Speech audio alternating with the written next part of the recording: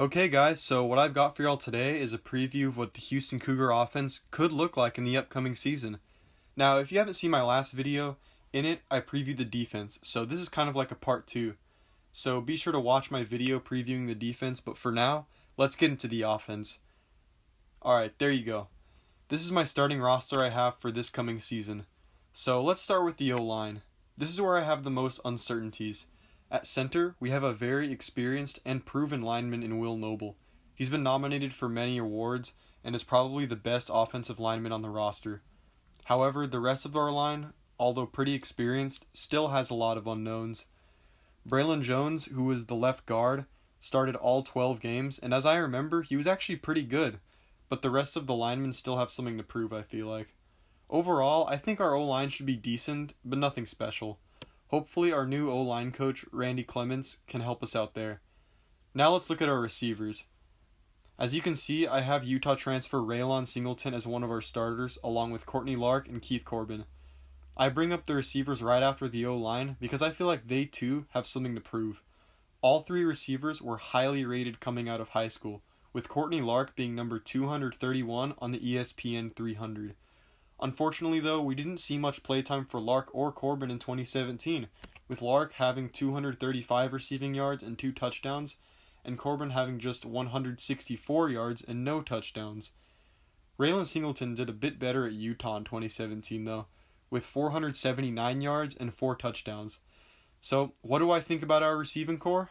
Even though there's a lack of experience, I think there's a whole lot of talent there, and they have the potential to be extremely good, especially with D'Eriq King at quarterback.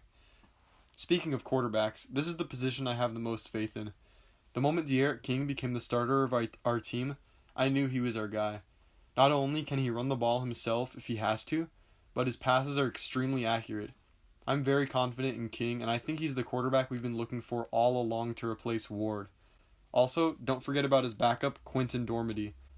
Quinton Dormady was actually a 4-star recruit coming out of high school, and he was very good at Tennessee, but he decided to transfer after he graduated.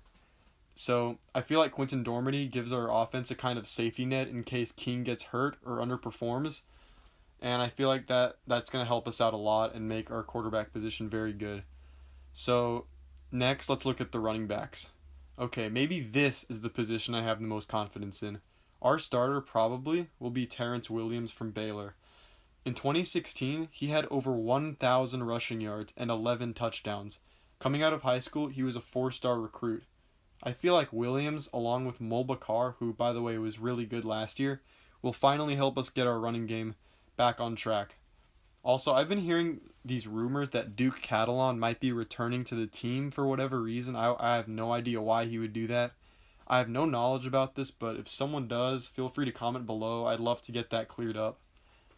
Oh yeah, and the tight ends. Our offense rarely even passes to the tight ends as it is. We usually just use them to block, so there's not really much to say here.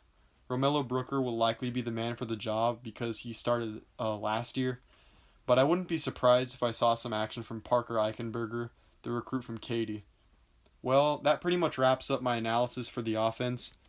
Other than that, if Kendal Briles brings us his signature fast-paced 40-plus point-scoring offenses that he ran at Baylor and FAU, our team has the potential to be unstoppable with our elite defense. So I just hope that it's not that slow-paced, middle-school-looking crap we had last year, though, because that's what killed us.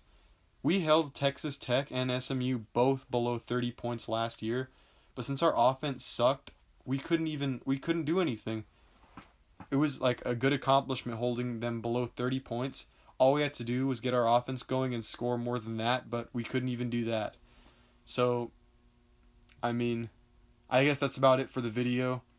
Be sure to like and subscribe. I feel like our offense has some good potential next year. And as always, go Cougs.